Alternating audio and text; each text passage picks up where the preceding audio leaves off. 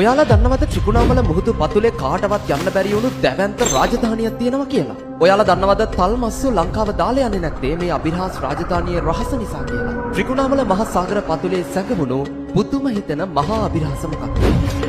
ශ්‍රී ලංකාවේ නැගෙනහිර වෙරළ තීරයේ ත්‍රිකුණාමල වෙරළට ආසන්න මහ මුහුදේ මරියානා ආඝාතය වගේ අති දැවැන්ත ගැඹුරු ආඝාතයක් හොයාගෙන තියෙනවා. මේ මහා ආඝාතයේ ගැඹුර හරියටම හොයාගෙන නැතත් සාමාන්‍යයෙන් කිලෝමීටර් 3ක් පමණ ගැඹුරු බව අනුමාන කරන්න පුළුවන්. ඒ කියන්නේ කොළඹ නෙළුම් කුරුණු 8ක් පමණ එක උඩ ගිල්ලවන්න පුළුවන්. අපි මේ වගේ සාගර ආඝාතවලට කියන්නේ සබ්මැරින් කැනියන්ස් කියලා. මේ වගේ කැනියන්ස් දසදහසක් පමණ ලෝකෙත් තිබුණත් ත්‍රිකුණාමලයේ ආඝාතය ලෝකයේ වැදගත්ම කැනියන්ස් 20 අතුලේ තියෙනවා. මේ නිසා මේකට ට්‍රින්කොමලි සබ්මැරින් කැනියන් කියලායි කියන්නේ. ඔයාලා දන්නවද ත්‍රිකුණාමල මුහුදු පතුල සාමාන්‍ය විදිහට ගිහින් එකපාරම පොළව ඇතුළට ගිලා බහිනවා. මේ ආඝාතයේ ගැඹුර නිසා කවදාවත් ඇතුළට හිරු එළියක් නම් වැටෙන්නේ නැහැ.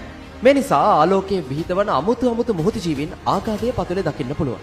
ශ්‍රී ලංකාවේ හින්දු සහ රාවණාශ්‍රිත සාහිත්‍ය කතා සහ විශේෂයෙන් ජනප්‍රවාදයේ මේ ගැන විවිධ දේවල් කතා වුණත් අපිට විද්‍යාත්මකව විශ්වාස කරන්න වෙන්නේ භූ විද්‍යාවේ කියන කතාව තමයි. අපි දන්නවා ලංකාවේ දිගම ගඟ වුණු මහවැලි ගඟ මුහුදත් එක්ක සම්බන්ධ වෙන්නේ ත්‍රිකුණාමලයෙන්. මීට වසර මිලියන 2.6ත් 11700ත් අතරේ තිබුණු අයිසෙජ් යුගයේදී ශ්‍රී ලංකාවේ මුහුදු ජල මට්ටම සෑහෙන පහතට ගියා.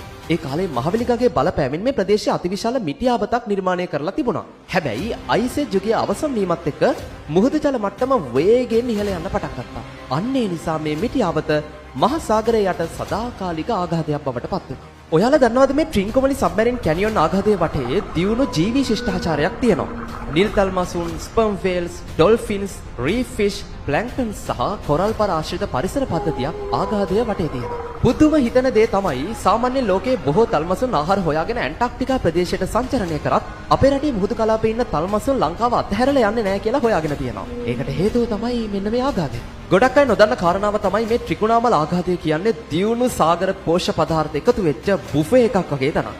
මේ නිසා තල්මසුන් ඇතුළු මත්ස්‍යයන්ට මේක හෝටල් එකක් වගේ. ගොඩක් තල්මස් ඩොල්ෆින්ස්ලා ත්‍රිකුණාමලේ ඉන්නෙත් මේ නිසායි. විද්‍යාඥයන් විසින් ත්‍රිකුණාමල මුහුදේදී විතරක් විවිධ වර්ගවල ඩොල්ෆින්ස් සහ තල්මස් ප්‍රභේද 11ක් විතර දැනට හොයාගෙන තියෙනවා. 1942 දී ජපානය විසින් ත්‍රිකුණාමලයට බෝම්බ දාලා බ්‍රිතාන්‍ය යුද නැව් මුහුදුපත් කරනවා. මේ මුහුදුපත් වුණු යුද නැව් විශාල සංඛ්‍යාවක් අදටත් මේ ගැඹුරු ආඝාතයට සැඟවිලා තියෙනවා. යුද්ධය ගැන කතා කරද්දී මතක් වෙන තවත් වැදගත් කාරණාවක් තමයි මේ ගැඹුරු ආඝාතය ඇතුලේ තියෙන දේවල් සෝනා සහ රේඩාර් වලට අහු වෙන්නේ නැහැ. මේ නිසා යුද්ධයකදී උනත් යුද සම්මරින් වලට සැඟවී ඉන්න ගැළපෙනම තැන තමයි මෙතන. මම හිතන්නේ ඔයාලා ගොඩක් දෙනෙක් මේ ගැන අහලවත් තිබුණේ නැහැ. එහෙම නේද?